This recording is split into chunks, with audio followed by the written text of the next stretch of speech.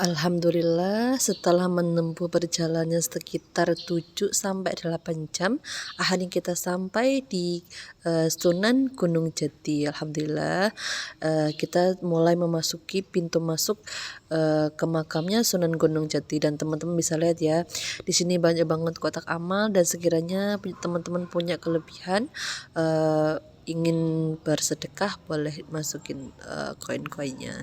Dan di sini ada tempat pengambilan air yang diyakini membawa keberkahan ya teman-teman.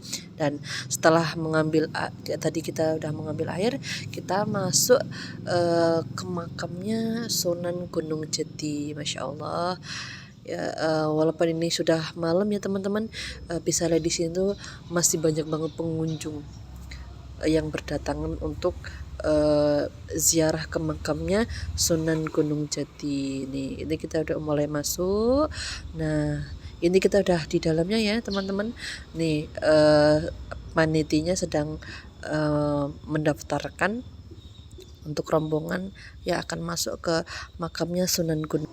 Dari pintu masuk nggak jauh untuk kita tiba di makamnya Sunan Gunung Jati. Di sini teman-teman bisa lihat, di sini banyak banget makam-makam yang berada di sekitarnya makam Sunan Gunung Jati ya.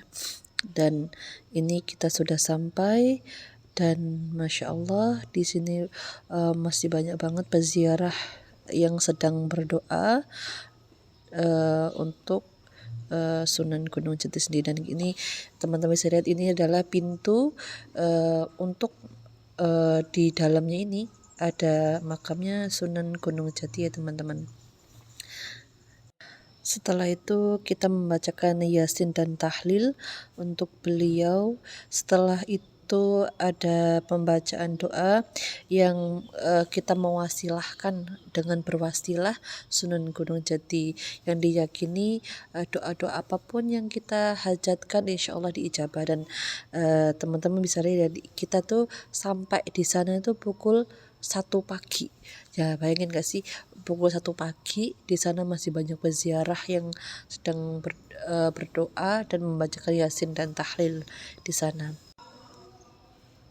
Setelah membaca Yasin dan tahlil bersama-sama, terus kita berdoa masing-masing, apapun hajat-hajat kita, apapun keinginan kita, tapi dengan catatan bukan meminta pada Sunan Gunung Jati itu sendiri, tapi berwasilah Sunan Gunung Jati yang merupakan beliau ini merupakan waliullah gitu. Dan ini adalah tepat berada di pintu makamnya beliau ya.